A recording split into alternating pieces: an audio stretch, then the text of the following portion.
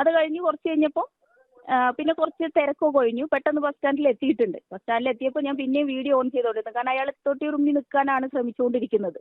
അപ്പോൾ video on ചെയ്ത് വെച്ചു. ആ സമയത്ത് പിന്നെ ഇറങ്ങുന്ന സമയത്ത് അയാളുടെ പുറകിൽ ഞാനാണ് ഉണ്ടായിരുന്നത്. അപ്പം നേരെ എൻ്റെ മേലിലേക്കാണ് അയാളെ കൈ ടച്ച് ചെയ്തുകൊണ്ടിരിക്കുന്നത്. അത് കറക്റ്റ് വീഡിയോയിൽ വ്യക്തമായിട്ട് കാണാം. അങ്ങനെ ചെയ്തു. അപ്പോൾ അത് ഒരു പ്രാവശ്യം റിപ്പീറ്റ് ചെയ്ത് ഞാൻ മാറി നിന്നു. പിന്നെയും അയാളത് ചെയ്തു. ഇങ്ങനെ വീഡിയോയിൽ ഇങ്ങനെ നോക്കുന്നതൊക്കെ കാണിക്കുന്നുണ്ട്. അത് കഴിഞ്ഞപ്പോൾ അപ്പം തന്നെ ഞാൻ എന്താ ചേട്ടാ ഉദ്ദേശം എന്ന് ചോദിച്ചു. അപ്പോഴേക്ക് അയാൾ ഇറങ്ങി ഓടി എന്ന് പറയാൻ പറ്റില്ല, സ്പീഡിൽ അങ്ങ് നടന്നു. അപ്പോൾ എൻ്റെ പുറകിലുണ്ടായിരുന്ന വേറെ ചേട്ടൻ ചോദിച്ചു എന്താ സംഭവം എന്താണെന്ന് വെച്ചു. ഞാൻ പറഞ്ഞു കുറേ നേരമായിട്ട് അയാൾ ഇങ്ങനെ എന്തോ ഒരു ചെയ്തുകൊണ്ടിരിക്കുക. അത് കണ്ടപ്പോഴാണ് ഞാൻ വീഡിയോ ഓണാക്കിയത്. എന്നെ തൊട്ട സമയത്ത് ഞാൻ ചോദിച്ചു എന്ന് പറഞ്ഞു. പക്ഷെ അയാൾ പെട്ടെന്ന് ഇറങ്ങി നേരെ അങ്ങ് നടന്നു കളഞ്ഞു. പിന്നെ ഞാൻ അയാളെ പുറകെ ഒന്നും പോയില്ല. രണ്ട് വീഡിയോ ഉണ്ടായിരുന്നു. അത് രണ്ടും കൂടെ ചെറിയ ഷോർട്ട് ആക്കിയിട്ട് എഡിറ്റ് ചെയ്തിട്ട് സൊസൈറ്റിയിൽ ഇനി നിങ്ങൾ പറയൂ എന്ന് പറഞ്ഞിട്ട് ഒരു വീഡിയോ പോസ്റ്റ് ചെയ്യാനുണ്ടായത്. വീഡിയോ നിങ്ങൾ പോസ്റ്റ് ചെയ്ത ശേഷം അതിന്റെ പലതരം വിമർശനങ്ങളൊക്കെ വന്നു. അതായത് നിങ്ങൾ ആ വീഡിയോ ബോധപൂർവ്വം ചിത്രീകരിച്ചതാണ് ഒരു കണ്ടന്റ് എന്ന അർത്ഥത്തിൽ എന്ന രീതിയിലുള്ള വിമർശനമൊക്കെ വന്നു. ആ ബസ് ജീവനക്കാരെ അറിയിക്കുകയോ അല്ലെങ്കിൽ നിങ്ങൾ പോലീസിലേക്ക് ആ വിവരം കൊണ്ടുപോകാൻ ശ്രമിക്കുകയോ അങ്ങനെയൊന്നും ഉണ്ടായില്ല അല്ലേ? ഞാനത് കഴിഞ്ഞ ഉടനെ ബസ്സിൽ നിന്ന് ഇറങ്ങിയതിന് ശേഷം വടകര പോലീസ് സ്റ്റേഷനിലുള്ള എനിക്ക് പരിചയമുള്ള പോലീസുണ്ട്, അവരെ വിളിച്ചു. ഞാൻ ഇങ്ങനെ ഒരു സംഭവം ഉണ്ടായിട്ടുണ്ട് എന്ന് പറഞ്ഞു. അപ്പോൾ ആളുടെ ഡീറ്റെയിൽസ് എന്ന് ഞാൻ പറഞ്ഞു, ഡീറ്റെയിൽസ് എങ്ങനെ കിട്ടാനാ, ഞാൻ വീഡിയോ എടുത്തിട്ടുണ്ട്, ഞാൻ എന്തായാലും പോസ്റ്റ് ചെയ്യാൻ പോവുക. കാരണം വീഡിയോ ചെയ്യുന്ന സമയത്ത് അയാളത് കണ്ടിട്ടുണ്ടായിരുന്നു. അപ്പോൾ ഞാൻ വീഡിയോ പോസ്റ്റ് ചെയ്യാം. എന്നിട്ട് ഞാൻ അതിൻ്റെ അടിയിൽ അയാൾ പറഞ്ഞ ഡീറ്റെയിൽസ് എന്തെങ്കിലും കിട്ടാൻ നോക്കാം എന്ന് പറഞ്ഞു. അപ്പോൾ ഞാൻ പറഞ്ഞു ഞാൻ അടിയിൽ ഡിസ്ക്രിപ്ഷനിൽ ആഡ് ചെയ്യാം. ഏതെങ്കിലും സാംസ്കാരിക നായകൻ ഇങ്ങനെ ഒരു മനുഷ്യന് വേണ്ടിയിട്ട് സംസാരിച്ചോ ഇവിടെ? ഇല്ല. കുറച്ച് എന്താ പറയാ, ഒരു ഭരണകൂടം, ഒരു സിസ്റ്റം ഉണ്ടല്ലോ, സിസ്റ്റമായിട്ട് ബന്ധപ്പെട്ട ആരെങ്കിലും പോയോ? ആ അച്ഛനും അമ്മയ്ക്കും ഒരു സമാശ്വാസം, സപ്പോർട്ട്, ഞങ്ങളുണ്ട് കൂടെ, അല്ലെങ്കിൽ ഗവേണൻസ് ഞങ്ങൾ കൂടെ ഉണ്ട്, നിങ്ങൾക്ക് നീതി ഉറപ്പാക്കപ്പെടും എന്നൊരു അഷ്വറൻസ് കൊടുത്തോ? ഇല്ല. എന്താ അത്? അപ്പൊ ഇതാണ് ഞാൻ പറഞ്ഞത്, ഇവിടെ കുറെ ഫേക്ക് അതിജീവിതന്മാരെ കൊണ്ട് വോട്ട് പിടിക്കണം. ദീപകനോട് മോശമായി പെരുമാറി അയാൾ ആത്മഹത്യ ചെയ്യുമെന്ന് ഞാൻ ഒരിക്കലും പ്രതീക്ഷിച്ചിരുന്നില്ല. കഴിഞ്ഞ ദിവസം അറസ്റ്റിന് തൊട്ടു മുൻപ് യുവതി പറഞ്ഞ വാക്കുകളാണിത്. അതേ വാക്കിൽ ഉറച്ചു നിൽക്കുന്ന മൊഴിയാണ് ഇപ്പോൾ പുറത്തു വരുന്നത്. ബസ്സിൽ മോശമായി തന്നോട് പെരുമാറിയെന്ന് ചിത്രീകരിച്ചുകൊണ്ടുള്ള വീഡിയോ പുറത്തു വന്നതിന് പിന്നാലെ ദീപക് ആത്മഹത്യ ചെയ്ത സംഭവത്തിൽ ഇപ്പോൾ യുവതിയുടെ മൊഴിയിൽ വീണ്ടും റിപ്പോർട്ടുകൾ പുറത്തു വരികയാണ്. യുവതി ഈ ദീപക്കിനെതിരെയുള്ള ആരോപണങ്ങളിൽ ഉറച്ചു നിൽക്കുന്നു എന്നുള്ളതാണ് ഏറ്റവും അടുത്തതായിട്ട് പുറത്തു വരുന്ന റിപ്പോർട്ടുകൾ. എന്നാലും ഈ വിഷയം വലിയ രീതിയിലുള്ള സാമൂഹിക പ്രതിഷേധങ്ങൾക്കാണ് വഴിയൊരുക്കുന്നത്. യുവതിക്കെതിരെ അതിരൂക്ഷമായിട്ടുള്ള പ്രതിഷേധങ്ങൾ കഴിഞ്ഞ ദിവസം കോഴിക്കോട് നിന്ന് ഉണ്ടായിരുന്നു. നിരവധി ആളുകളാണ് യുവതിക്കെതിരെ പ്രതിഷേധവുമായിട്ട് പോലീസുകാർക്ക് മുൻപിലേക്ക് എത്തിയത്. പക്ഷേ ഇതിനിടയിൽ പോലീസുകാർ സ്വന്തം വാഹനത്തിൽ ഒരു VIP പര്യവേഷത്തോടെയാണ് ഈ പെൺകുട്ടിയെ അറസ്റ്റ് ചെയ്ത് മെഡിക്കലൊക്കെ എടുക്കാൻ കൊണ്ടുപോയത് എന്നത് വലിയ രീതിയിൽ ഗുരുതരമായിട്ടുള്ള ചർച്ചകൾക്ക് വഴിയൊരുക്കി. എന്തായാലും ഈ വിഷയവുമായി ബന്ധപ്പെട്ട് മലയാളി വാർത്തയോട് പ്രതികരിക്കുകയാണ് സാമൂഹിക പ്രവർത്തകയായ അഞ്ജു പാർവതി പ്രവീഷ്. വളരെ നമ്മൾ കേരളം ഉറ്റുനോക്കിയിരുന്നു അറസ്റ്റ് അല്ലേ? കേരളം ഉറ്റുനോക്കിയിരുന്ന ഒരു അറസ്റ്റ് ആയിരുന്നു. കേരളം ഒന്നടങ്കം ആഗ്രഹിച്ചിരുന്നതായിരുന്നു നിയമപരമായിട്ട് അവർക്ക് അങ്ങേയറ്റത്തെ ശിക്ഷ കിട്ടണമെന്നൊക്കെ. പക്ഷെ അവരെ പിന്നീട് അവർ അറസ്റ്റ് ചെയ്തു എന്ന് പറഞ്ഞപ്പോഴും ഞാൻ വളരെ ആകാംക്ഷയോട് കൂടി തന്നെയാണ് എവിടെ നിന്ന് അറസ്റ്റ് ചെയ്തു, അപ്പൊ വടകരയിൽ തന്നെയായിരുന്നു, അവിടെ നിന്നാണ് അറസ്റ്റ് ചെയ്തതെന്നൊക്കെ അറിയുന്നു. പക്ഷെ വളരെ വിഷമം തോന്നിയ ഒരു കാര്യം എന്താണെന്ന് വെച്ചാൽ അറസ്റ്റ് ചെയ്തൊരു VIP പരിരക്ഷയൊക്കെ കൊടുത്തവരെ കൊണ്ടുപോണ കണ്ടപ്പോഴാണ്. കാരണം ഒരു ചെറുപ്പക്കാരനെ, അതായത് നിരപരാധിയായിട്ടുള്ള ഒരു ചെറുപ്പക്കാരനെ ആത്മഹത്യയിലേക്ക് തള്ളിവിട്ടു. അതൊരു ക്രൈം തന്നെ, എന്ന് വെച്ചാൽ കൊലപാതകം തന്നെ പറയണം. ഒരു പ്ലാൻ ചെയ്തിട്ട് എങ്ങനെയെങ്കിലും വൈറലാവണം എന്നുള്ള ലക്ഷ്യത്തോടു കൂടി ഏതെങ്കിലും ഒരു ഇരയെ കിട്ടിയാൽ മതി എന്നുള്ള ഇതിലാണ് അവർ ആ ബസ്സിൽ കയറിയിട്ടുള്ളത് തന്നെ. അപ്പോ കറക്റ്റായിട്ടൊരു ഇര വന്ന് പെടുകയാണ് ചെയ്തത്. അത് നമുക്കറിയാം, ദീപക് എന്ന് പറഞ്ഞ പാവം മനുഷ്യൻ. അപ്പോ അങ്ങനെ ചെയ്തിട്ട് ആ മനുഷ്യനെ ക്രൂരമായിട്ട് മോബ് ലിഞ്ചിങ് ഇട്ടുകൊടുത്തു. ഒന്നല്ല, 2 വീഡിയോകളാണ്. ആദ്യത്തെ വീഡിയോ കഴിഞ്ഞിട്ട് അതിൽ ചോദ്യങ്ങൾ വന്നു കഴിഞ്ഞ ശേഷം രണ്ടാമത് ഇവര് സ്വയം പ്രഖ്യാപിത സൈക്കോളജിസ്റ്റ് ആയിട്ട് മാറി അങ്ങ് ആ രണ്ടാമത്തെ വീഡിയോ എന്ന് പറയുമ്പോൾ അത് അതിൽ നിന്നും ക്രൂരമാണ്. ഒക്കെ കഴിഞ്ഞിട്ട് ഇവർ അതിൽ കുറെ ഫേക്ക് അക്യൂസേഷൻ, കുറെ കാര്യങ്ങൾ പറയുന്നുണ്ട് അല്ലെ. പിന്നെ എന്താണ്, മറ്റൊരു പെൺകുട്ടിയെ ഉപദ്രവിച്ച കണ്ടു, അങ്ങനെയാണ് ഇങ്ങനെയാണ്. അതായത് എങ്ങനെയെങ്കിലും ഇത് അവർക്കത് വൈറൽ ആവണം.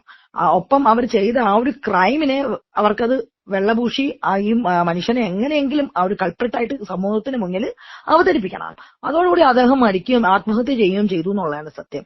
അങ്ങനെയുള്ളൊരു പ്രതിയെ കൊണ്ടുപോയ രീതി കണ്ടു കഴിഞ്ഞപ്പോഴൊക്കെ അയ്യോ, കേരള പോലീസ് ഇന്ന് ആലോചിച്ച് നോക്കണം. ഇവിടെ ഭരണപക്ഷത്ത് കേരള പോലീസ് ഏമാന്മാരെ പ്രീതിപ്പെടുത്താൻ വേണ്ടിയിട്ട് ഓപ്പോസിറ്റ് പാർട്ടിയിലുള്ള ഒരു MLA, ജനങ്ങൾ തിരഞ്ഞെടുത്ത MLA, അയാളിനി എന്തോ ആയിക്കോട്ടെ, അയാളുടെ ക്യാരക്ടർ എന്തായിക്കോട്ടെ, പക്ഷെ റൈറ്റ് നൗ അദ്ദേഹം നമ്മുടെ MLA ആണ്, അല്ലെങ്കിൽ ആ ഒരു ഏരിയയിലെ ഒരു ജനങ്ങളുടെ വോട്ട് നേടിയെടുത്ത MLA ആണ്. ആ MLA കൊണ്ടുപോയത് പാതിരാത്രിക്ക് എന്താ പറയാ പെട്ടെന്ന് അറസ്റ്റ് ചെയ്യുവാണ് അല്ലെ. ഒരു രീതിയിൽ മുൻകൂർ ജാമ്യം അതൊന്നും കിട്ടാത്ത രീതിയിൽ അറസ്റ്റ് ചെയ്തിട്ട് എന്തായിരുന്നു ആ ഒരു ക്രൈം എന്ന് ആലോചിച്ച് നോക്കണം. ഇതുപോലെ ഒരാളെ ആത്മഹത്യയിലേക്ക് തള്ളിവിട്ടതല്ല, പക്ഷെ ആ ക്രൈമുമായിട്ട് ബന്ധപ്പെട്ടൊക്കെ നമുക്കറിയാം. ഒരു മെയിൽ കിട്ടിയാൽ പോലും കേരള പോലീസ് അത്രയും എന്താ പറയാ ആക്റ്റീവാണ്, അത്രയും ഡൈനാമിക് ആയിട്ടുള്ള സ്റ്റെപ്സ് ഒക്കെ എടുത്തിട്ട് ആ പോലീസ് വാഹനത്തിൽ കൊണ്ടുപോയിട്ട് അത് കാണിക്കുകയാണ് മീഡിയാസ്. ഇതിൽ ഒരുപാട് സംശയങ്ങളുണ്ട്. ഈ ഷിംജിത് എപ്പോഴാണ് അറസ്റ്റിലായി? നമ്മൾ എപ്പോഴാണ് അറിയുന്നത് മീഡിയാസ് ഒക്കെ വൈകുന്നേരമാണെന്ന്?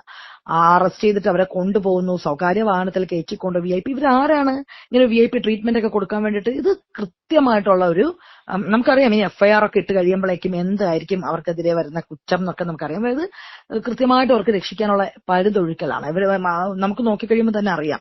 ഈ സോഷ്യൽ മീഡിയ അല്ലെങ്കിൽ മറ്റ് മീഡിയാസ് അന്വേഷിക്കേണ്ട ഇവർക്ക് പരിചയം ഒരു പോലീസുകാരനെ ഉണ്ടെന്ന് ഇവർ പറയുന്നുണ്ട് വീഡിയോയിൽ. അവരിട്ട ഒരു വീഡിയോയിലൊക്കെ പറയുന്നുണ്ട്. ആ പോലീസുകാരൻ ആരാണെന്ന് അറിയണം. അങ്ങനെയാണെങ്കിൽ ആ പോലീസുകാരന്റെ ഇടപെടലുണ്ടോ?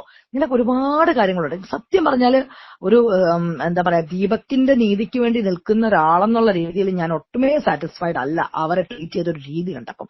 ട്രീറ്റ് ചെയ്ത രീതി എന്ന് പറഞ്ഞാൽ അവരങ്ങനെ പിടിച്ച് അങ്ങനെ കൊണ്ടുപോകണം എന്നല്ല, പക്ഷെ എന്താ പറയാ പോലീസിന്റെ ഒരു സംരക്ഷണ കവചം ഒരുക്കി കൊണ്ടുപോകുന്ന പോലെയാണ് ഫീൽ ചെയ്തത്. അതുകൊണ്ട് തന്നെയാണ് എനിക്കിപ്പോഴും സംശയമുണ്ട് ഈ പോലീസ് ഇടുന്ന FIR. കാരണം ഇതുപോലെ ആയിരുന്നല്ലോ വണ്ടി പരിഹാരം. നമുക്കറിയാം ഓരോ കേസും പോലീസ് പിടിച്ചു എന്ന് പറയുമ്പോൾ നമ്മൾ വിചാരിക്കും എന്താണ് ഇപ്പം ഇരകൾക്ക് നീതി കിട്ടിയെന്ന് വിചാരിക്കും. പക്ഷെ അല്ല, പോലീസ് അന്നേരം FIR ഇടുന്നു, അവര് കൊടുക്കുന്ന കുറ്റപത്രം, ആ കുറ്റപത്രത്തിനനുസരിച്ചാണ് പിന്നീടുള്ള കേസൊക്കെ മുന്നോട്ട് പോണത് അല്ലേ. അപ്പോ ഇനി ഈ കുറ്റപത്രം എത്രത്തോളം ലാഘവമുള്ള കുറ്റപത്രമാണെങ്കിൽ സുഖമായിട്ട് ഊരിപ്പോരാം. നമുക്കറിയാവുന്നതല്ലേ വണ്ടി പെരിയാറിലെ കുഞ്ഞെങ്ങനെയാണ് 6 വയസ്സുള്ള കുഞ്ഞ് എങ്ങനെയാണ് നിന്നത് നമുക്കറിയാം. എന്നിട്ട് അതിന്റെ പ്രതി എങ്ങനെയൊക്കെ. അപ്പൊ ഇതാണ് പോലീസുമായിട്ടുള്ള ഒത്തുകളികളും ഒക്കെ ഉണ്ട്. അപ്പൊ എനിക്കിത് ഒട്ടുമേ എന്താ പറയാ ആ ഒരു അറസ്റ്റ് ഉണ്ടായെന്ന് പറഞ്ഞു കഴിഞ്ഞാൽ തന്നെ അതൊരു വലിയൊരു അറസ്റ്റാണ്. എന്തിനോ വേണ്ടി പോലീസ് ഇറങ്ങിപ്പെടും. കാരണം സമൂഹം മൊത്തത്തിൽ ജനരോഷം കണ്ടതുകൊണ്ട് ആരെയോ ജനങ്ങളെ ഒന്ന് കാണിക്കണം, ജസ്റ്റ് ഒന്ന്. പക്ഷെ ജനങ്ങളെ ഫൂളാക്കുക ഇവിടെ പോലീസ് ചെയ്തതെന്ന് എനിക്ക് പറയാനുള്ളൂ. ഇതിലിപ്പോ മൊഴി കൊടുക്കുന്നതിലും ഷിംജിത് ആവർത്തിക്കുന്നത് ദീപക്കുമായി ബന്ധപ്പെട്ട ദീപക്കിൽ നിന്ന് അത്തരത്തിലൊരു മോശം അനുഭവം ഉണ്ടായി എന്നുള്ളത് തന്നെയാണ്. ഇപ്പോ ഏറ്റവും അടുത്ത് വന്നിട്ടുള്ള റിപ്പോർട്ട് പ്രകാരവും കഴിഞ്ഞ ദിവസം ഈ സംഭവവുമായി ബന്ധപ്പെട്ട് പുറത്തു വന്നിരിക്കുന്ന വോയിസ് കോൾ റെക്കോർഡ് പ്രകാരവും ഷിംജിത് പറയുന്നത് ദീപക് അത്തരത്തിൽ തന്നോട് മോശമായി പെരുമാറിയിട്ടുണ്ട് എന്ന് തന്നെയാണ്. ഞാൻ കണ്ടിരുന്നു അതുമായി അങ്ങനെ അവർ പറയുന്നൊരു ക്ലിപ്പിംഗ്സ് പോലെയൊക്കെ. അത് അവർ പറയുന്ന അവർ പറയുന്നില്ലേ, കാരണം അവർക്ക് ഇനി അങ്ങനെ പിടിച്ചു നിന്നല്ലേ പറ്റൂ. കാരണം സമൂഹത്തിന്റെ മുന്നിൽ അവർക്ക് പറയാൻ പറ്റില്ലല്ലോ ദീപകിനെ ഇനി അദ്ദേഹം മരിച്ചുപോയി, മരണപ്പെട്ടു പോയി, ആ വ്യക്തിനെ അങ്ങേയറ്റം. അത് ഞാൻ പറഞ്ഞില്ലേ, ഇതാണ് ഇവിടുത്തെ ഒരു ഫേക്ക് അല്ലെങ്കിൽ സ്യൂഡോ ഫെമിനിസം. അതിന്റെ അൾട്ടിമേറ്റ് അവസാനത്തെ ഒരു എര എന്ന് പറയുന്ന ഒരു പാവപ്പെട്ട ചെറുപ്പക്കാരന്റെ മരണം. അതാണ് സ്യൂഡോ ഫെമിനിസം എത്രത്തോളം അപകടകരമാണെന്ന് നോക്കണം. എന്താണ് സ്ത്രീപക്ഷവാദം, എന്താണ് ഫെമിനിസം, ആ ഫെമിനിസത്തിന്റെ ഡെഫിനിഷനിൽ നിന്ന് എത്രത്തോളം മാരകമാണ് സ്യൂഡോ ഫെമിനിസം എന്നുള്ളതിന്റെ ഏറ്റവും വലിയൊരു എക്സാമ്പിൾ ആണ് നമ്മൾ കാണുന്നത്. കാരണം ഇവിടെ ഈ സ്യൂഡോ ഫെമിനിസ്റ്റ് ആയിട്ടുള്ള ചിലർ ആടിക്കളിക്കുന്ന ഒരു കളിയുണ്ട്, പൊറാട്ട് നാടകം. അതിന് അതിജീവിത എന്ന് പേരിടുന്നു. ഇങ്ങനെ കുറെ കളികളുണ്ട്. അതിന് സൊസൈറ്റി കൊടുക്കുന്ന ഒരു വില. അപ്പൊ ഈ സ്ത്രീക്ക് വ്യക്തമായിട്ട് അറിയാം ഇവരുടെ പിന്നിൽ കുറെ ആക്ടിവിസ്റ്റ് പേരിട്ട കുറെ എണ്ണം ഇറങ്ങും. കാരണം അവർക്കൊക്കെ ഇങ്ങനെ അജണ്ടയാണ്, ഉദരനിമിത്തം ബഹുകൃത വേഷമാണ്. കാരണം അവരുടെ നിലപാടുകൾ തരാതരം മാറ്റിക്കൊണ്ടേയിരിക്കും. അവർക്കൊപ്പം നിൽക്കുന്ന ആൾക്കാര് വേട്ടക്കാരന്റെ റോളി വരുമ്പോഴേക്കും അവിടെ പൊറുക്കൽ നീതി, മാപ്പ് രീതി അല്ലെങ്കിൽ തെറ്റേ ചെയ്തിട്ടില്ലെന്ന് പറയും. പക്ഷെ അവർക്ക് കണ്ണിന് പിടിക്കാത്ത, അത് രാഷ്ട്രീയമായിക്കോട്ടെ മറ്റേതെങ്കിലും മേഖല ആയിക്കോട്ടെ, അവര് വേട്ടക്കാരനായിട്ട് വന്നു കഴിഞ്ഞാല് അത് ഭയങ്കരമായിട്ട് ശക്തമായിട്ട് നിലപാട് അറിയിക്കും. അങ്ങനത്തെ ഇരട്ടത്താപ്പ്, അതിന്റെ പേരിൽ മാത്രം അന്നം തിന്നു പോണ കുറെ നികൃഷ്ട ജന്മങ്ങള് ഫെമിനിസ്റ്റ് ആണെന്നും ആക്ടിവിസ്റ്റ് ആണെന്നും വേഷം കെട്ടി നമുക്ക് ഇവിടെ നടപ്പുണ്ട് കേരളീയ സമൂഹത്തില്. സങ്കടകരമായിട്ടുള്ള വസ്തുത എന്താന്ന് വെച്ച് കഴിഞ്ഞാൽ അതിന് നമ്മുടെ ഭരണകൂടം പോലും ഒത്താശ ചെയ്ത് കൊടുക്കുകയാണ്.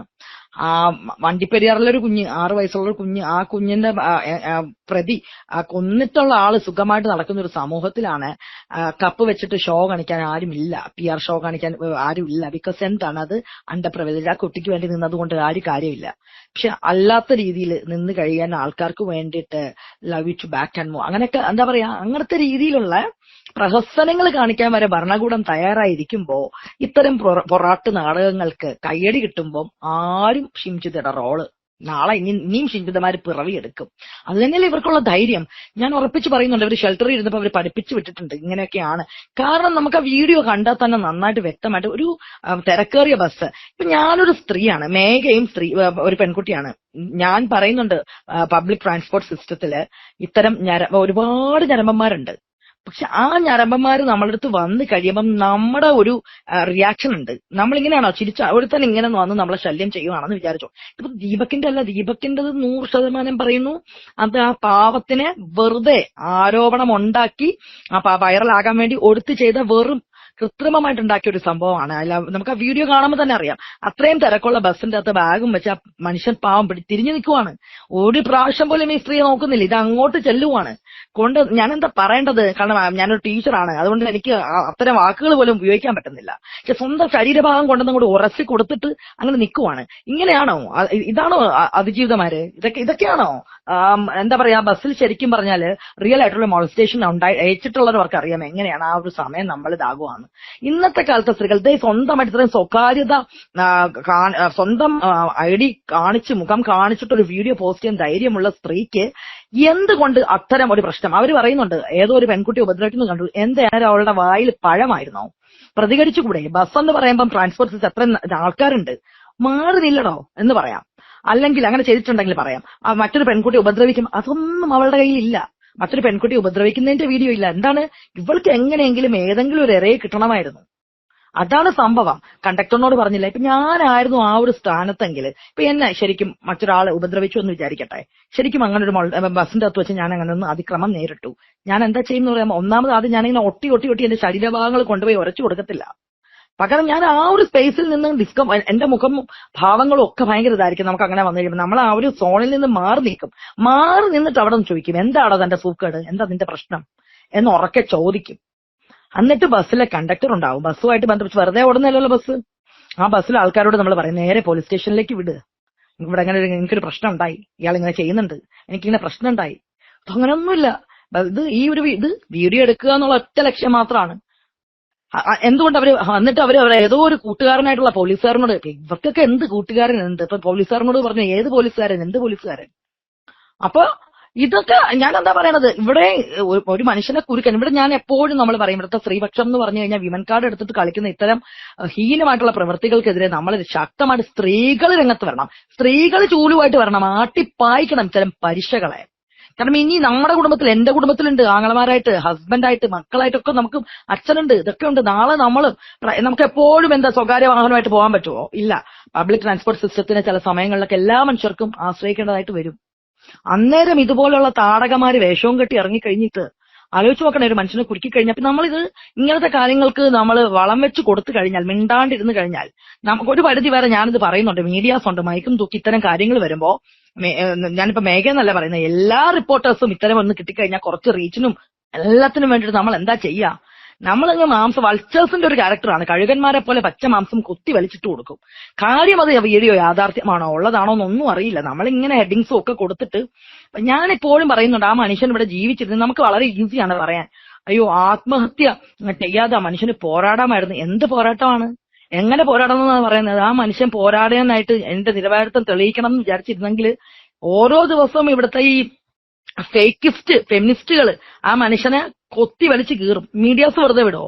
ഓരോ ദിവസവും ഓൺലൈൻ മീഡിയാസ്, മുഖ്യധാരാ മാധ്യമങ്ങള് തൊട്ട് യൂട്യൂബേഴ്സ് വരെ ആ മനുഷ്യനെ കടിച്ചു കീറി ക്ലിപ്പിംഗ്സ് ഇട്ടിട്ട് ലോകോത്തര കേരളത്തിലെ ഒരേ ഒരു നമ്പർ 1 റേപ്പിസ്റ്റ് അല്ലെങ്കിൽ ആഭാസൻ എന്നുള്ള ടാഗ് ലൈൻ കൊടുത്ത മനുഷ്യനെ പ്രദർശിപ്പിക്കും. ഇല്ലേ? അങ്ങനെ ആവും. എന്താണ് നവീൻ ബാബുവിന്റെ സംഭവത്തിലും സംഭവിച്ചിട്ടുള്ളത്? നവീൻ ബാബുവിനെ അറിയാം. അല്ലെങ്കിൽ നവീൻ ബാബു എന്ന ആത്മഹത്യയിലേക്ക് അഭയം തേടിയില്ലെങ്കിൽ കേരളത്തിലെ ഏറ്റവും വലിയ അഴിമതിക്കാരൻ എന്നുള്ള ടാഗ് ലൈൻ നമ്മൾ കൊടുക്കും. ഈ മീഡിയാസ് തലക്കെട്ട് കൊടുക്കും, അത് ആഘോഷിക്കും. ആ പച്ച മാംസത്തെ ഇട്ട് നമ്മൾ കൊത്തി വലിക്കും, അതിന്റെ കീഴിൽ കമഞ്ചിട്ടിട്ട് നമ്മൾ പോയി ആർത്തട്ടസിക്കും. നമ്മൾ തന്നെ സോഷ്യൽ മീഡിയ ജഡ്ജിമാരാവും, വിധിക്കും. അതിനേക്കാളും ആ മനുഷ്യൻ ഈ സിസ്റ്റത്തിൽ നിന്ന് രക്ഷപ്പെട്ടു എന്ന് വേണം കരുതാൻ. അത് ഈ കാബാലികമാർ, ഷിംജിതെ പോലെയുള്ള നരഭോജി കാബാലികമാർ കാരണം. ഇതിനൊക്കെ ഞാൻ പഴിക്കുന്നത് ഈ ഒരു സിസ്റ്റത്തെ മാത്രമല്ല കേട്ടോ. കാരണം ഇത്തരം എന്താ പറയാ, എന്തെങ്കിലും ഒരു സ്വയംഭോഗ പോസ്റ്റ് ആണും പെണ്ണും ഒരു പ്രായം കഴിഞ്ഞ് കഴിഞ്ഞിട്ട്, ഞാനൊരു ടീച്ചറാണ്, ഒരു ടീനേജ് ഏജിൽ വരുമ്പോൾ നമ്മുടെ ഹോർമോൺസ് പ്രശ്നങ്ങൾ വരണ അനുസരിച്ചിട്ട് എല്ലാവർക്കും എന്താ പറയാ അത്തരം വികാരങ്ങളൊക്കെ എല്ലാവർക്കും ഉണ്ട്. അഥവാ ഫേസ്ബുക്ക് പോസ്റ്റ് ഇട്ടിട്ട് ഇങ്ങനെയാണ് ചെയ്യേണ്ടത്, അങ്ങനെയാണ് ചെയ്യേണ്ടതെന്ന് പറഞ്ഞ് ഫേസ്ബുക്ക് പോസ്റ്റ് ഇട്ടിട്ട് നെഗറ്റീവ് പബ്ലിസിറ്റി കിട്ടി സ്വയം പ്രഖ്യാപിത സെലിബ്രിറ്റി ആയിട്ടൊക്കെ ഇരിക്കുന്ന ഓരോരുത്തരുണ്ടല്ലോ. അവർക്ക് അങ്ങനെ ഉള്ളവർക്ക് ക്രെഡിബിലിറ്റി, അവര് പറയണത് മുഖ്യധാരാ മാധ്യമങ്ങൾ എടുത്തങ്ങ് വെണ്ടയ്ക്ക് അക്ഷരത്തിൽ അങ്ങ് കൊടുക്കുവാണ്. സ്വയം പ്രഖ്യാപിത സെലിബ്രിറ്റി ആവാൻ വേണ്ടി എന്ത് വൃത്തികേടും നെഗറ്റീവ് പബ്ലിസിറ്റി എഴുതി വിടുന്ന അവളുമാരെ നമ്മള് ഈ പൊതു സമൂഹം അങ്ങോട്ട് വലിയ സൊസൈറ്റി തന്നെ അങ്ങ് വലിയ സെലിബ്രിറ്റിമാരാക്കി അങ്ങ് കൊടുക്കുവാണ്. എന്നിട്ട് ഒന്നുകിൽ ബിഗ് ബോസിൽ പോകുക, അല്ലെങ്കിൽ ഇങ്ങനെ ഇവളുമാരുടെ ബൈറ്റ് എടുക്കാൻ വേണ്ടിയിട്ട് കടിച്ചു തൂക്കി ചെല്ലും മീഡിയാസ്. ഇത്തരം ആളുകളുടെ ഇവിടെ പാവപ്പെട്ട, ഞാൻ എപ്പോഴും ആലോചിക്കും, വണ്ടിപ്പെരിയാറിൽ അമ്മയുടെ ഒരു ഇന്റർവ്യൂ ഞാൻ എവിടെയും കണ്ടിട്ടില്ല, ആരും പോവാറില്ല. ഇത്തരം ഇങ്ങനെ എങ്ങനെ സ്വയംഭോഗം ചെയ്യാം, എങ്ങനെ മറ്റത് ചെയ്യാം, മറിച്ചത് ചെയ്യാം, അത് ചെയ്തു കഴിഞ്ഞാൽ ഇങ്ങനെയാണ് അങ്ങനെയാണെന്ന് പറഞ്ഞു കൊടുക്കണ തേർഡ് റേറ്റഡ് ആയിട്ടുള്ള ആളുകളുടെ ഇന്റർവ്യൂസിനും പിന്നാലെയും പോവും. ഇതാണ് ഇന്നത്തെ സമൂഹം. ഇങ്ങനെ കുറെ സ്വയം പ്രഖ്യാപിത ആക്ടിവിസ്റ്റുകളും ഫെമിനിസ്റ്റുകളെയും കെട്ടി എഴുന്നള്ളിപ്പിച്ച് സെലിബ്രിറ്റി സ്റ്റാറ്റസ് കൊടുത്ത് കാണുന്നത് കാണുമ്പം ഈ ഷിംജിതമാർക്കും തോന്നും, ആഹാ ഇത് നല്ലൊരു ഐഡിയ ആണല്ലോ, ശരി ഒരു പുരുഷനെ വലിച്ചു കീറുന്ന രീതിയിലാക്കി ഇട്ട് കൊടുത്തു കഴിഞ്ഞാൽ നാളെ ഞാനും കേരളത്തിലെ നിലപാട് മരമാണ്, നിലപാട് കാടാണ്, ഏറ്റവും വലിയ സ്ത്രീ പോരാ, നീ പെണ്ണെ നീ തീയാവുക എന്ന് പറഞ്ഞിട്ട് കുറെ ഗുൽമോഹർ ചോട്ടിലിരിക്കണ ചേച്ചി പെണ്ണുങ്ങളുടെ മറ്റേ ചുമന്ന ജനങ്ങൾ കൊത്തിപ്പറക്കാൻ നടക്കണ കുറെ എണ്ണം ഉണ്ടല്ലോ, അവര് ചേച്ചി പെണ്ണെ നീ തീയാണ്, പോരാളിയാണെന്ന് പറയും. ഉടനെ ഇങ്ങനെയാണ്, ഇതാണല്ലോ കേരളത്തിൽ കണ്ടുവന്ന ഒരു പ്രവണത. അപ്പൊ ഷിംജിത ആഗ്രഹിച്ചത് അത് തന്നെയാണ്. ഷിംജിത നോക്കിയപ്പോ വളരെ എല്ലാ സിസ്റ്റം ഒക്കെ സപ്പോർട്ടീവ് സിസ്റ്റമാണ്. ഏതാണിനെ വലിച്ചു കീറി എന്താ പറയാ കഴുകനെ പോലെ ഇട്ട് കഴിഞ്ഞാലും ഇവിടെ ചോദിക്കാനും പറയാനും ആളില്ല. കാരണം സൊസൈറ്റിക്ക് ഒരു പ്രശ്നമുണ്ട്. ഈ ഏറെ എന്ന് പറഞ്ഞു കഴിഞ്ഞാൽ ഉടനെ സൊസൈറ്റിയുടെ മനസ്സിൽ കരയുന്ന പെണ്ണിന്റെ മുഖമേ ഉള്ളൂ. ഹൃദയം പൊട്ടി കരഞ്ഞ് ആത്മഹത്യയിൽ അഭയം തേടുന്ന ആണുങ്ങളുടെ മുഖമില്ല. അതാണ് നമ്മുടെ സമൂഹത്തിന്റെ ഏറ്റവും വലിയ പൊതുബോധത്തിന്റെ ഏറ്റവും വലിയൊരു പ്രശ്നം. ഇപ്പം നടക്കുന്ന ഈ ഒരു മൂവ്മെന്റ് ഉണ്ടല്ലോ, പുരുഷ കമ്മീഷൻ എന്നുള്ള മൂവ്മെന്റ്, ഞാൻ ഒരുപാട് ട്രോൾ ചെയ്തിട്ടുണ്ട്. പക്ഷെ ഇന്നിന്റെ കേരളത്തിൽ അതിപ്പോ ആവശ്യമാണ്. കാരണം ഒരുപാട് പുരുഷന്മാര് സ്ത്രീ കാരണം, മറുപക്ഷത്ത് സ്ത്രീ ആയതുകൊണ്ട് മാത്രം അവരെടുത്തെറിയുന്ന വിമൻ കാർഡ് കാരണം ചത്തതിനൊക്കുമേ ജീവിച്ചിരിക്കലും എന്ന അവസ്ഥയിലിരിക്കുന്നു. വളരെ സെൻസിറ്റീവ് ആയിട്ടുള്ള നവീൻ ബാബുവിനെ പോലെയും ഈ ദീപക്കിനെ പോലെയുള്ള അപ്പാവി മനുഷ്യര് ആത്മഹത്യയിൽ അഭയം തേടുന്നു. ഇവിടെ സ്ത്രീക്ക് എന്ത് സംഭവിക്കുന്നുണ്ട്? ഇപ്പൊ ഷിംജിതയാണെങ്കിലും എവിടെയായാലും ജയിലാണ്. നമ്മൾ പറയുന്നുണ്ട് പോലീസിന്റെ സംരക്ഷണത്തിൽ നിന്ന് മന്തി ബിരിയാണിയും കഴിച്ചിരിപ്പുണ്ടാവും, അല്ലെങ്കിൽ പോലീസുകാർ വീശി കൊടുക്കുന്നുണ്ടാവും. ഇത് തന്നെയാണല്ലോ നമ്മുടെ സിസ്റ്റം, അല്ലേ മേഘ? ഇതില് ഏറ്റവും വലിയ പ്രശ്നം എന്താണെന്ന് വെച്ച് കഴിഞ്ഞാൽ ഇതൊരു സോഷ്യലി നമ്മൾ ചർച്ച ചെയ്യപ്പെടേണ്ടുന്ന ഒരു വിഷയമാണല്ലോ. പക്ഷെ ഇതുവരെ മുഖ്യമന്ത്രി ദീപകിന്റെ ഈ മരണവുമായി ബന്ധപ്പെട്ടിട്ട് ഒരു അനുശോചന പോസ്റ്റ് പോലും ഇന്ന് വരെ പങ്കുവച്ചിട്ടില്ല. അപ്പോ സർക്കാരിന്റെ ഈ വിഷയത്തിൽ ഒരു നിലപാടുണ്ടല്ലോ, അതും ജനങ്ങൾക്കിടയിൽ വലിയ ആശയക്കുഴപ്പങ്ങളാണ് ഉണ്ടാക്കുന്നത്. തീർച്ചയായിട്ടും. കാരണം സർക്കാരിന്റെ കുഴപ്പം ഞാൻ പറഞ്ഞില്ലേ, സർക്കാർ ഈ ഒരു ഭരണകൂടമായിക്കോട്ടെ, നമ്മുടെ ഇവിടുത്തെ സാംസ്കാരിക നായകർ എന്നൊരു കൂട്ടം ഉണ്ടല്ലോ, ഉത്തരേന്ത്യ നോക്കി മാത്രം കുരയ്ക്കുന്ന ഒരു കൂട്ടം സാംസ്കാരിക നായകർ. അവർക്ക് വായ തുറക്കണമെങ്കിൽ ഉത്തരേന്ത്യ അല്ലെങ്കിൽ എതിർപക്ഷത്തെ പാളയത്തിലുള്ള ആരെങ്കിലും വേണം. ഒന്നിൽ കോൺഗ്രസിലുള്ള ആരെങ്കിലും എന്തെങ്കിലും പറഞ്ഞു കഴിഞ്ഞാൽ അതിലുള്ള സ്ത്രീപക്ഷം അല്ലെങ്കിൽ BJP. അതാണല്ലോ ഇപ്പോഴത്തെ സാംസ്കാരിക നായകർ. കാരണം ഭരണകൂടം എറിഞ്ഞു കൊടുക്കുന്ന എച്ചില് അത് തിന്നിട്ട് അവാർഡായും അതായത് കിട്ടുന്ന എച്ചിലുകൾക്ക് വേണ്ടിയിട്ട് വാലാട്ടി നടക്കുന്ന പരിഷക്കൂട്ടം. I have to say like that. സാംസ്കാരിക നായകരല്ല, സാംസ്കാരിക നായകർ. ആ കൂട്ടറിൽ ആരെങ്കിലും ഒന്ന് വായ തുറന്നിട്ടുണ്ടോ? ഇല്ല. കേരളത്തിന്റെ ഭരണകൂടം ബാക്കി എവിടെ ഇത്തരം ഒരു വിഷയം വന്നു കഴിഞ്ഞാൽ പണ്ടെങ്ങാണ്ടൊരു ബീഫിന്റെ ബാംഗ്ലൂരാണെന്ന് തോന്നുന്നുണ്ട്, ബീഫിന്റെ വിഷയത്തിൽ തമ്മിൽ തല്ലി, ബീഫ് പോലും അല്ല, എന്തോ വിഷയം വന്നു കഴിഞ്ഞപ്പോ ഫേസ്ബുക്ക് പോസ്റ്റ് ഇട്ടതാണ്. ഈ കേരളത്തിൽ നമ്മുടെ കൺമുന്നിലാണ് ഒരു മനുഷ്യൻ ഈ ഞാൻ ചോദിക്കുന്നത് ഇവിടെ തുല്യത, ഇത് പറയുമ്പോൾ ഇതും കൂടെ പറയണം, ജെൻഡർ, ഈ തുല്യതാവാദമൊക്കെ കൊണ്ടുവന്ന് 10 വർഷം ആവുന്നുണ്ട്. തുല്യതയ്ക്ക് ഇവിടുത്തെ കേരളത്തിൽ ഏറ്റവും വലിയ സ്ത്രീ പുരുഷ സമത്വം വേണ്ടിയിരുന്നത് ശബരിമലയിലായിരുന്നു. ശബരിമലയിൽ കയറി കഴിഞ്ഞപ്പോഴേക്കും എന്താ പറയാ, സ്ത്രീയും പുരുഷനും അങ്ങ് തുല്യരായി. മതിൽ കെട്ടാൻ വേണ്ടിയിട്ടുള്ള ആഭാസ നൃത്തമൊക്കെ നമ്മൾ ഓർക്കുന്നുണ്ട്, തുല്യതയായി. പക്ഷെ ഇവിടുത്തെ ജെൻഡർ കാർഡ് ഇറക്കണ ഈ അല്ലെങ്കിൽ ബാക്കി കാര്യങ്ങളൊക്കെ ജെൻഡർ ന്യൂട്രൽ, നമ്മൾ പറയും ജനറൽ ന്യൂട്രൽ ആയിരിക്കണം. അതെങ്ങനെയൊക്കെയാണ്? കോമൺ ടോയ്ലറ്റ്, മഹാരാജാസ് പോലെയൊക്കെ കോളേജുകളിലെ ടോയ്ലറ്റ് ജനറൽ ന്യൂട്രൽ. കാരണം എന്താ സംഭവം, കാര്യങ്ങളൊക്കെ ഓക്കെയാണ്, അവിടെ ജനറൽ ന്യൂട്രൽ ടോയ്ലറ്റ് ആയിക്കോട്ടെ, നമ്മുടെ കാര്യങ്ങളൊക്കെ നടന്നു പോകണം, മനസ്സിലാവുന്നുണ്ടോ? പക്ഷേ ബസ് പബ്ലിക് ട്രാൻസ്പോർട്ട് സിസ്റ്റം ഉണ്ട്. അവിടെ പല ബസ്സിന്റെ അകത്തും കയറി കഴിഞ്ഞ് കഴിഞ്ഞാൽ ബാക്ക് സീറ്റ് ഉണ്ട്. ബാക്ക് സീറ്റ് എന്ന് പറഞ്ഞു കഴിഞ്ഞാൽ ആർക്കും ഉള്ളതല്ല, പക്ഷെ അവിടെ കയറിയിരിക്കണം മുഴുവൻ സ്ത്രീകളായിരിക്കും. ഇതൊന്നും ആരും ചോദിക്കൂല, സ്ത്രീകളായിരിക്കും. അത് കഴിഞ്ഞിട്ട് സ്ത്രീകൾക്ക് വേണ്ടി റിസർവ് ചെയ്തേക്കണ സീറ്റ് ഉണ്ട്. ഇതും കഴിഞ്ഞിട്ട് വേണമെങ്കിൽ കണ്ടക്ടറിന്റെ സീറ്റിൽ വരെ പോയിരിക്കും സ്ത്രീകൾ. ആണുങ്ങൾ ചുമ്മാ നിന്നോണം. എത്ര തിരക്കുള്ള ബസ്സിൽ ആണുങ്ങൾ നിന്നോണം. ഞാനിത് പറയുമ്പോൾ വിചാരിക്കും ഞാൻ എന്താ സ്ത്രീ വിരുദ്ധത പറയുന്നത്. അല്ല, സ്ത്രീപക്ഷം എന്ന് പറഞ്ഞു കഴിഞ്ഞാൽ ഇപ്പൊ ഈ കാണിക്കുന്ന ഈ ഒരു തേർഡ് റേറ്റഡ് സ്ത്രീപക്ഷം അല്ല. പുരുഷന്മാർക്ക് വേണ്ടി സംസാരിക്കണം. ഇവിടെ ഇപ്പൊ സ്ത്രീപക്ഷം എന്ന് പറഞ്ഞു കഴിഞ്ഞാൽ 2 ഡസൻ കാമുകന്മാർ കാണും. അവരെങ്ങനെ എന്താ പറയാ, കാമുകന്മാർ തേച്ചിട്ട് പോയി കഴിയുമ്പം അയ്യോ ഞാൻ എന്താ പറയാ എനിക്ക് ട്രോമ വന്നേ, അവിടെ അങ്ങോട്ട് ഭയങ്കര സ്ത്രീപക്ഷമാണ്. അല്ലെങ്കിൽ കണ്ടവരുടെ ഏതെങ്കിലും ഭർത്താവിനെ എടുത്തു വെച്ച് പ്രേമിക്കും, എന്നിട്ട് അവരുമായിട്ടുള്ള ജീവിതം ഇങ്ങനെ സ്വപ്നം കാണും. ആലോചിച്ച് നോക്കണം, സ്ത്രീപക്ഷമാണ്. അങ്ങനെ കൂടെ നിൽക്കുന്ന താമസിക്കുന്നവനൊരു ഭാര്യ ഉണ്ടെന്നോ കുട്ടികളുണ്ടെന്നോ അപ്പം ചിന്തിക്കത്തില്ല. അത് കഴിഞ്ഞിട്ട് എന്താ പറയാ, ആ കാമുകൻ എന്ന് പറഞ്ഞ ആൾക്ക് കൂടെ കിടക്കണ ഇങ്ങനെ വന്ന പെണ്ണെന്ന് പറയുമ്പോൾ ഒരു ബസ് സ്റ്റാൻഡ് നമ്മുടെ കുന്നുമൽ ശാന്ത ഇമേജ് ആയിരിക്കും. അവൻ തയ്ച്ചിട്ട് പോകും. ഉടനെ കരച്ചിലായി. ഉടനെ അത് കണ്ട് എഴുതാൻ വേണ്ടിയിട്ട് കുറെ മാപ്ര ടീംസ് ഉണ്ട്, മാപ്ര ഫെമിനിസ്റ്റുകളുണ്ട്. ഞാനേ കണ്ടുള്ളൂ, ഞാനേ ആ ട്രോമ കണ്ടുള്ളൂ എന്ന് പറഞ്ഞിട്ട് കൊണ്ട് എഴുത്താണ്. പുരുഷനെ ഇങ്ങനെ, അതായത് സ്ത്രീകൾക്ക് ഇങ്ങനത്തെ രീതിയിലുള്ള സ്ത്രീപക്ഷമാണ് ഞാൻ ഇവിടെ കണ്ടിട്ടുള്ളത്. അല്ലാണ്ട് ശരിക്കും ജോലി ഇല്ലാതെ നടക്കുന്ന എത്രയോ പാവപ്പെട്ട സ്ത്രീകൾ, കുടുംബം നോക്കാൻ വേണ്ടിയിട്ട് കഷ്ടപ്പെടുന്ന സ്ത്രീകളുണ്ട്. നിങ്ങൾ കുടുംബശ്രീയിലൊക്കെ ചെന്ന് നോക്കിയാൽ മതി. ഒന്നും വേണ്ട, നമ്മുടെ വീട്ടില് ഹരിതകർമ്മസേന, അതൊക്കെയാണ് സ്ത്രീപക്ഷം എന്ന് പറയേണ്ടത്. കുടുംബം പോറ്റാൻ വേണ്ടി അന്തസ്സായിട്ട്. എനിക്ക് സ്ത്രീപക്ഷം വ്യക്തമായിട്ട് സംസാരിക്കാൻ പറ്റും. എന്താണെന്നറിയോ, ഞാൻ എന്റെ ഇതായിക്കോട്ടെ ഷോപ്പിലായിക്കോട്ടെ സ്ത്രീകളെ, ഏറ്റവും കഷ്ടത്തിലുള്ള സ്ത്രീകൾക്ക് ജോലി കൊടുക്കുന്നുണ്ട്. പുറത്തുള്ള സ്ട്രീറ്റ് ഫുഡ് ഡിസ്ട്രിബ്യൂഷൻ എന്നുള്ള പേരിൽ ഞാൻ കുറച്ച് അമ്മമാർക്ക് വീട്ടിൽ ഭക്ഷണം പാകം ചെയ്ത് അവർക്ക് വരുമാനം ഉണ്ടാക്കി കൊടുക്കുന്നുണ്ട്. സോ ഐ ക്യാൻ സേ നമ്മൾ കാണുന്നുണ്ട് എന്താണ് ഇപ്പൊ സ്ത്രീപക്ഷം എന്ന്. അപ്പൊ ഈ സ്ത്രീപക്ഷം എന്ന് പറഞ്ഞാൽ പുരുഷന്റെ നെഞ്ചത്ത് കയറി പൊങ്കാല ഇടുന്നതല്ല സ്ത്രീപക്ഷം. എനിക്ക് പണ്ട് ഇങ്ങോട്ട് ഒരു തേപ്പ് കിട്ടി, അപ്പൊ എന്റെ കയ്യിലിരിപ്പ് കൊണ്ടൊരു തേപ്പ് കിട്ടി, അല്ലെങ്കിൽ എന്റെ അമ്മയ്ക്ക് കയ്യിലിരിപ്പ് കൊണ്ടൊരു തേപ്പ് കിട്ടി, ഞാൻ അങ്ങനെ ആയി. അതുകൊണ്ട് ഈ ലോകത്ത് കാണുന്ന എല്ലാ പുരുഷന്മാരും പ്രശ്നക്കാരാണെന്ന് പറഞ്ഞ് നടക്കുന്നതല്ല സ്ത്രീപക്ഷം. ഇപ്പതാ കാണുന്നത്. അപ്പൊ അത്തരം സ്ത്രീപക്ഷത്തിന് എന്താ പറയാ കൈയടിക്കുന്നതാണ് ഇപ്പോഴത്തെ ഭരണപക്ഷം. അതല്ലേ നമ്മൾ കാണുന്നത്. അതുകൊണ്ടാണ് ഞാൻ ചോദിക്കുന്നത്, ഏതെങ്കിലും സാംസ്കാരിക നായകൻ ഇങ്ങനെ ഒരു മനുഷ്യന് വേണ്ടിയിട്ട് സംസാരിച്ചോ ഇവിടെ? ഇല്ല.